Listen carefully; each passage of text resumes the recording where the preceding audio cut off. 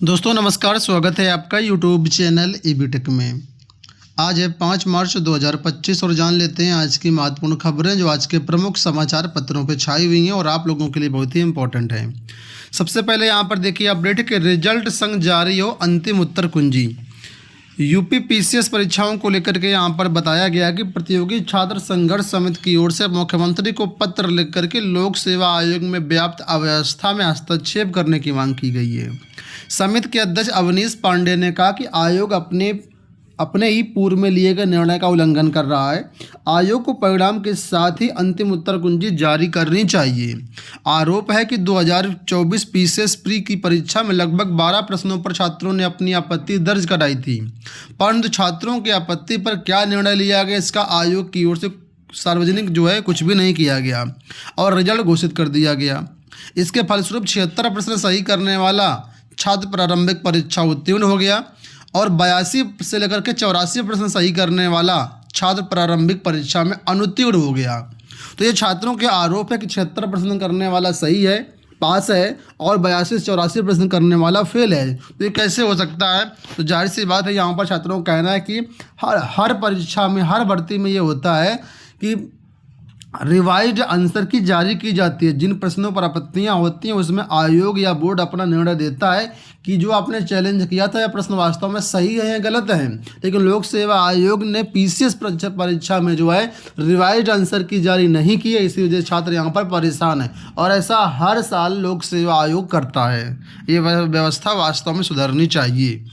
चलिए बढ़ते हैं दूसरी अपडेट की तरफ। तो यहाँ पर देखिए अपडेट है कि कॉपियों का मूल्यांकन 17 मार्च से शुरू करने की तैयारी। यूपी बोर्ड की यहाँ पर बात हो रही है। आप लोग जानते हैं कि 24 फरवरी से यूपी बोर्ड की परीक्षाएं शुरू हो चुकी हैं और 12 मार्च को अंतिम परीक्षा है, यानी 12 मार्च तक परीक्षा चलेगी। लेकिन वहीं पर 17 मार्च से जो मूल्यांकन है शुरू करने की तैयारी हो रही है। 15-16 मार्च तक पूरा कार्य संपन्न कराने का प्रयास है और अप्रैल के अंत में परिणाम देने की उम्मीद है। परीक्षाएं पूरी होने के बाद 13 मार्च को होलिका दहन, 14 मार्च को होली का पर्व है। ऐसे में 2 दिनों तक मूल्यांकन केंद्रों तक कापियों को पहुंचा पाना मुश्किल होगा। 15 या 16 मार्च को कापियां मूल्यांकन केंद्र में पहुंचेंगी और इसके बाद 17 मार्च से मूल्यांकन शुरू करा दिया जाएगा। बोर्ड के सूत्रों का कहना है कि कापियों का मूल्यांकन 15 से 16 दिनों में पूरा हो जाएगा और ऐसे में मार्च के अंत तक मूल्यांकन पूरा होने की उम्मीद है।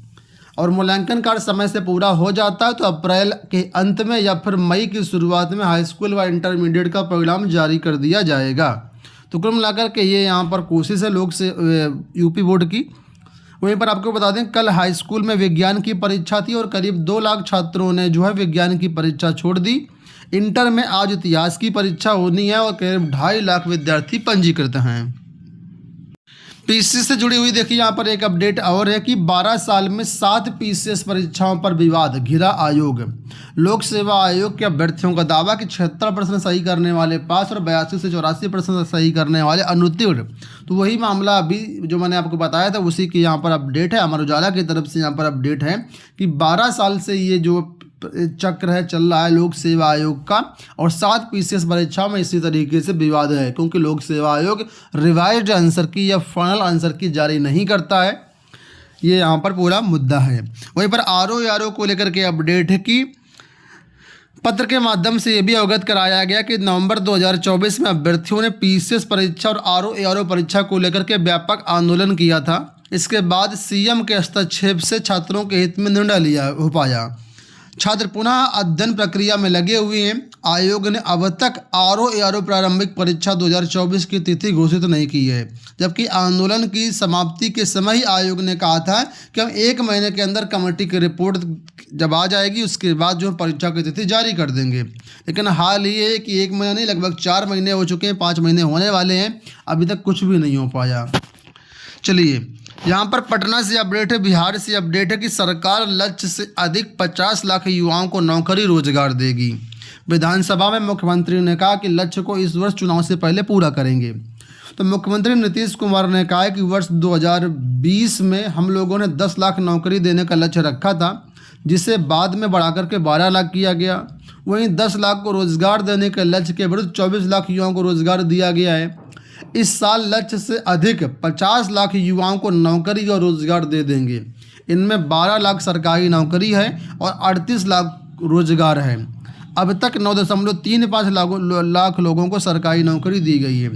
तो कुल मिलाकर के बिहार में भर्तियां इस समय चल रही हैं, नई नई योजनाओं की घोषणा हो रही है और एक बार फिर से 50 लाख नौकरी और रोजगार देने की बात कही गई है। इसमें जो है करीब 12 लाख सरकारी नौकरी की बात की गई है और 38 लाख रोजगार की बात की गई है। अगली अपडेट भी बिहार से है कि 5000 डॉक्टरों की बहाली जल्द। बिहार में 5000 से अधिक डॉक्टरों की बहाली जल्द होगी। इसमें 3623 विशेषज्ञ चिकित्सक, 667 सामान्य एवं 808 दंत चिकित्सक शामिल हैं। मंगलवार को विधान परिषद में प्रश्नोत्तर काल के दौरान मोहम्मद फारूक के प्रश्न के उत्तर में प्रभारी मंत्री नीरज कुमार सिंह ने इसकी जानकारी दी। ठीक है, तो 5000 डॉक्टरों की बहाली बिहार में देखने को मिलेगी।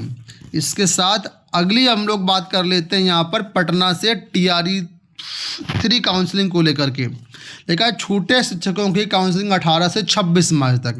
BPSC में चयनित शिक्षकों के या प्रधान शिक्षक या प्रधानाध्यापक और सक्षमता परीक्षा 2 उत्तीर्ण शिक्षकों की काउंसलिंग 18 से 26 मार्च तक होगी। ये सभी वैसे शिक्षक हैं जिनकी काउंसलिंग अधूरी रह गई है, जो अनुपस्थित रहे थे। 1347 प्रधान शिक्षक और प्रधानाध्यापकों की काउंसलिंग 18 मार्च को होगी। BPSC से तीसरे चरण में चयनित शिक्षक 1 से 5 और 6 से 8 के 7818 शिक्षकों की काउंसलिंग 19 को होगी। 9वीं 10वीं 11वीं 12वीं के 3750 शिक्षकों की काउंसलिंग 20 को होगी और सक्षमता 2 परीक्षा उत्तीर्ण 7115 शिक्षकों की काउंसलिंग 26 को जिलों में होगी। तो कुल मिलाकर के जिन लोगों को मौका नहीं मिल पाया था, किसी कारण से काउंसलिंग नहीं करा पाए थे, उनकी काउंसलिंग 18 से 26 मार्च के बीच कराई जाएगी। फिर से अपडेट बिहार से कि पारा मेडिकल के 10,000 पदों पर बहाली के लिए विज्ञापन जारी। बिहार तकनीकी सेवा चयन आयोग ने लैब तकनीशियन के 2969, शल्य कक्ष सहायक के 1683, ECG तकनीशियन के 242 और एक्सरे तकनीशियन के 1240 पदों के लिए विज्ञापन जारी कर दिया है। इसके अलावा विशेषज्ञ चिकित्सा पदाधिकारी सहित लगभग 10,000 पदों पर नियमित नियुक्ति के लिए विज्ञापन जारी किया गया है। आवेदन करने की अंतिम तिथि 1 अप्रैल है। विज्ञापन जारी होने पर राज्य के हजारों प्रशिक्षित पारा मेडिकल छात्रों में खुशी है। तो कुल मिलाकर के बम्पर 10,000 पदों पर विज्ञापन जारी किया गया। अलग अलग यहाँ पर पद हैं, ठीक है, लैब टेक्नीशियन और बहुत सारे पद हैं। तो डिटेल नोटिफिकेशन आप देख लीजिए, वहाँ पर जिन भी पोस्ट के लिए आप एलिजिबल हैं उसमें आप 1 अप्रैल तक आवेदन कर सकते हैं। आप लोगों को बताना चाहेंगे कि अगर आप किसी भी एग्ज़ाम की तैयारी कर रहे हैं, चाहे कोई भी एग्ज़ाम हो, टीचिंग का हो, रेलवे का हो, डिफेंस का हो, PCS का हो, या कोई भी एग्ज़ाम हो, तो हमारे यहाँ इन सभी की ऑनलाइन टेस्ट सीरीज अवेलेबल है। बहुत सारे छात्रों ने यहाँ अब तक इनरोल कर लिया है। ठीक है, यहाँ पर आपको डेली का फ्री में करंट अफेयर और जो डेली न्यूज़ है वो यहाँ पर आपको ऑफकोर्स मिलती रहेगी। इसके लिए कोई आपको चार्ज नहीं लिया जाता है। तो आप जो है एग्ज़ाम प्रिपरेशन ऐप जो है डाउनलोड कर सकते हैं प्ले स्टोर से।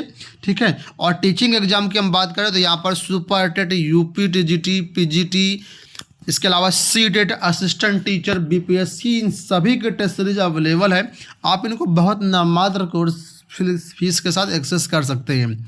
तो वेबसाइट से एक्सेस कर सकते हैं या फिर आप इसको ऐप के माध्यम से एक्सेस कर सकते हैं। लिंक वीडियो के डिस्क्रिप्शन बॉक्स में दिए गए हैं। उम्मीद करेंगे वीडियो आपको पसंद आया होगा। इस वीडियो में इतना ही, धन्यवाद।